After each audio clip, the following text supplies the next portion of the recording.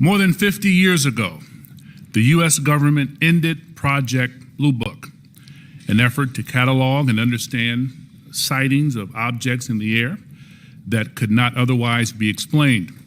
For more than 20 years, that project had treated unidentified anomalies in our airspace as a national security threat to be monitored and investigated. In 2017, we learned for the first time that the Department of Defense had quietly restarted a similar organization tracking what we now call unidentified aerial phenomena, or UAPs.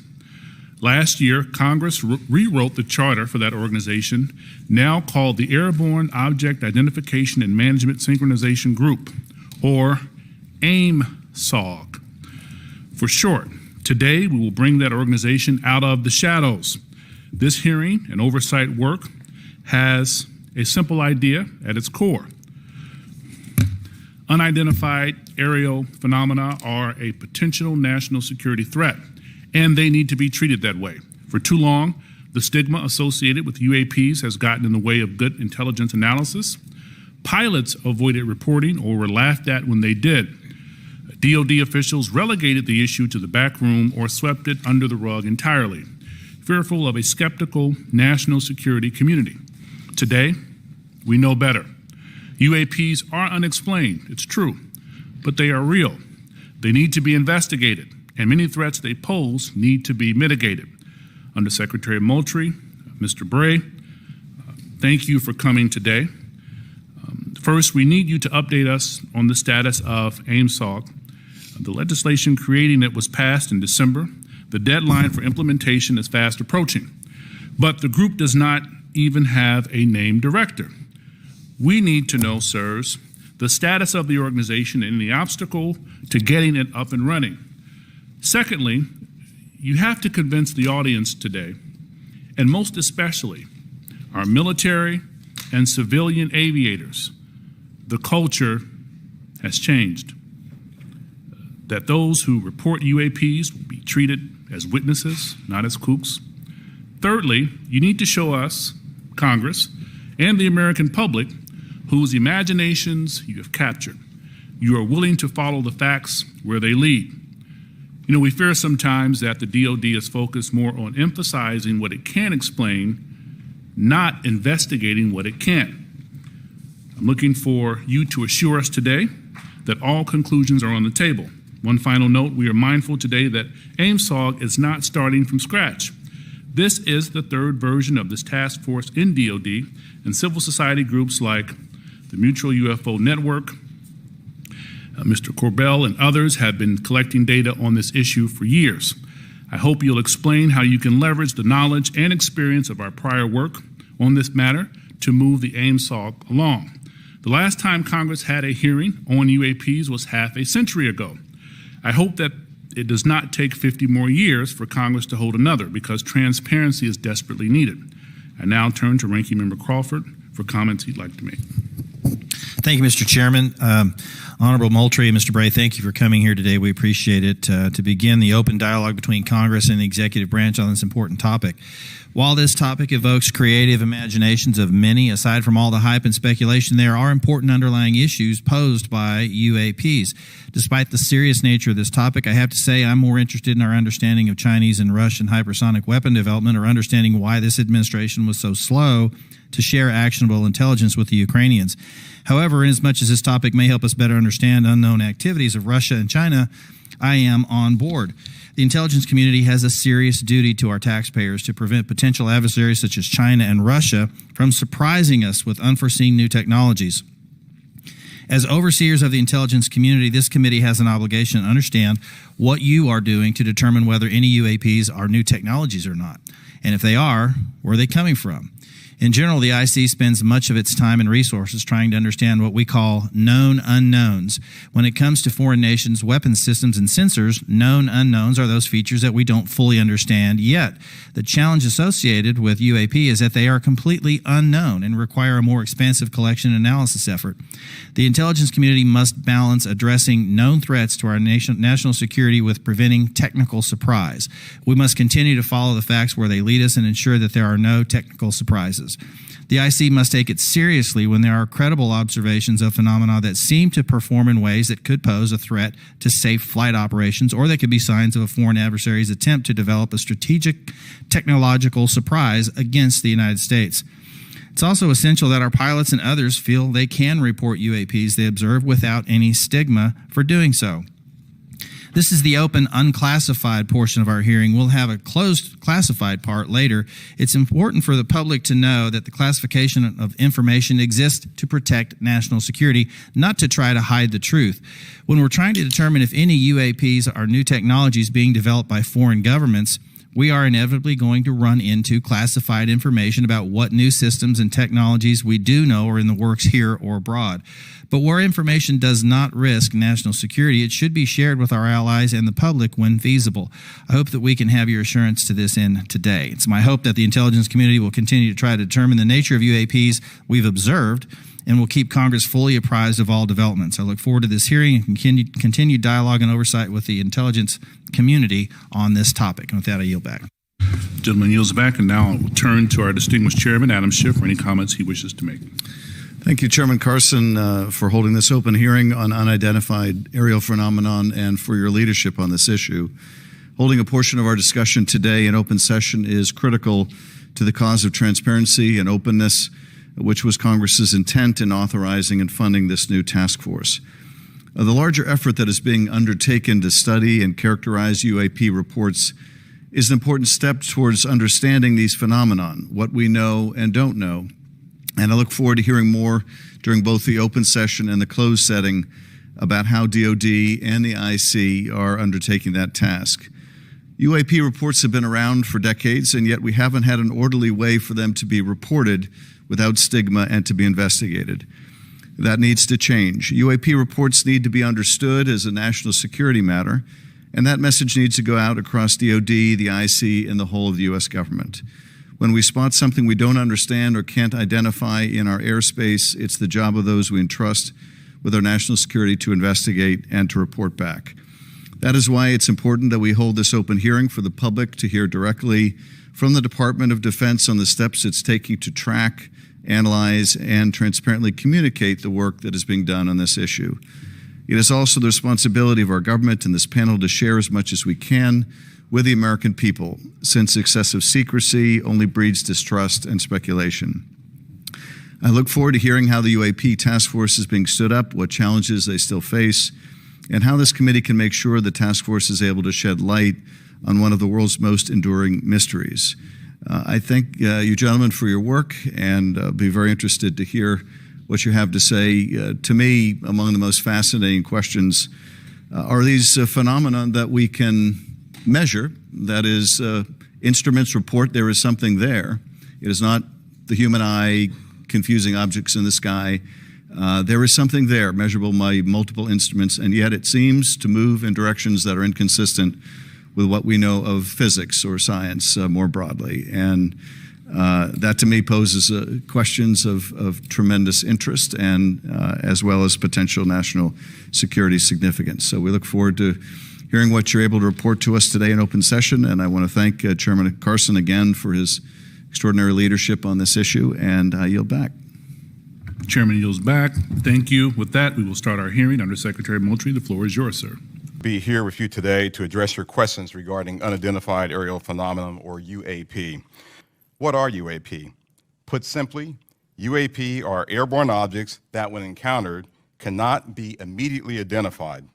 However, it is the department's contention that by combining appropriately structured, collected data with rigorous scientific analysis, any object that we encounter can likely be isolated, characterized, identified, and if necessary, mitigated.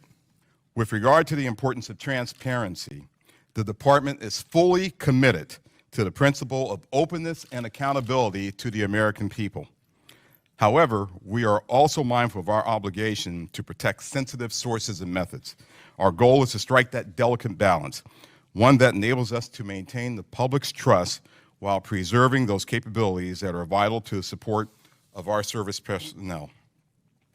In closing, the department is committed to this effort and welcomes the challenge. We thank you for your committed support. and look forward to your questions. Let me share with you the first video that we have here today, which shows an observation in real time.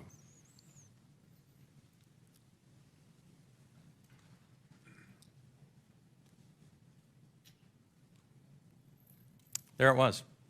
That's, in many cases, that's all that a report may include. And in many other cases, we have far less than this. As we detailed in both the unclassified and classified versions of the preliminary assessment released by the Office of the Director of National Intelligence last June, this often limited amount of high-quality data and reporting hampers our ability to draw firm conclusions about the nature or intent of UAP. As detailed in the ODNI report, if and when individual UAP incidents are resolved, they likely fall into one of 5 potential explanatory categories: airborne clutter, natural atmospheric phenomena, U.S. government or U.S. industry developmental programs, foreign adversary systems, or a other bin that allows for a holding bin of difficult cases and for the possibility of surprise and potential scientific discovery.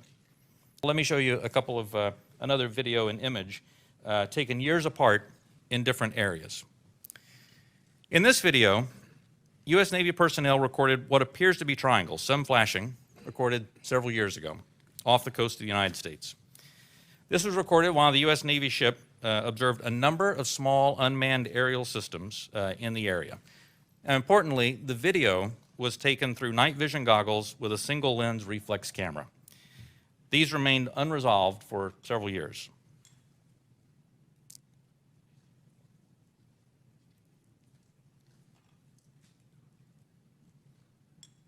Of those 144, 18 of them reportedly appear to exhibit unusual flight characteristics, appear to demonstrate advanced technology, and some of them appeared to remain stationary in winds aloft, move against the wind, maneuver abruptly, or move at considerable speed without discernible means of propulsion.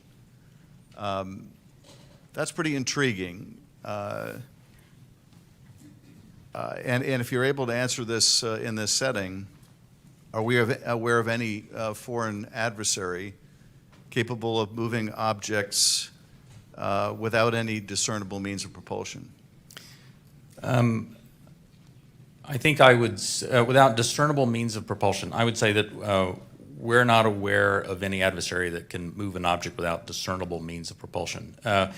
The question then becomes, in many of these cases where we don't have a discernible mean of propulsion in the data that we have, in some cases there is likely sensor artifacts that may be hiding some of that.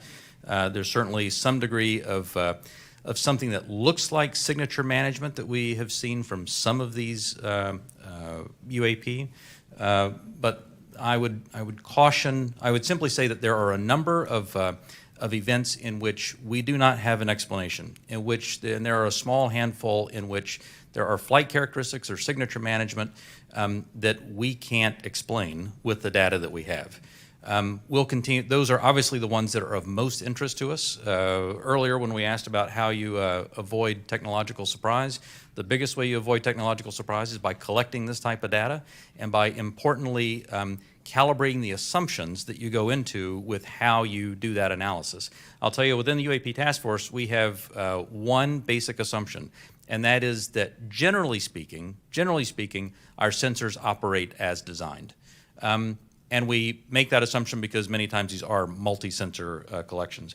We make no assumptions about the origin of this or that there may or may not be some sort of technology that we don't understand. That's, I think, the key to avoiding technological surprises, by calibrating those assumptions. It's also been reported that there have been UAP observed and interacting with and flying over sensitive military facilities, particularly, and not just ranges, but some facilities housing our strategic nuclear forces. One such incident allegedly occurred at Malmstrom Air Force Base, in which 10 of our nuclear ICBMs were rendered inoperable. At the same time, a glowing red orb was observed overhead. I'm not commenting on the accuracy of this. I'm simply asking you whether you're aware of it and whether you have any comment on the accuracy of that report. Let me pass that to Mr. Brave. You've been looking at UAPs over the last 3 years. That data is not within the holdings of the UAP task force. Okay, but are you aware of the report, or that the data exists somewhere? I have I have heard stories. I have not seen the official data on that. So you've just seen informal stories, no official assessment that you've done or exists within DoD that you're aware of regarding the Malmstrom incident? All I can speak to is what's within my cognizance, the UAP task force, and we have not looked at that incident. Well, I would say, it's a pretty high-profile incident. I don't claim to be an expert on this, but that's out there in the ether. You're the guys investigating it. I mean, who else is doing it? If something was officially brought to our attention, we would look at it. There are many things that are out there in the ether that aren't officially brought to our attention. So how would it have to be officially brought to your attention? I'm bringing it to your attention. Sure, this is pretty official. Sure.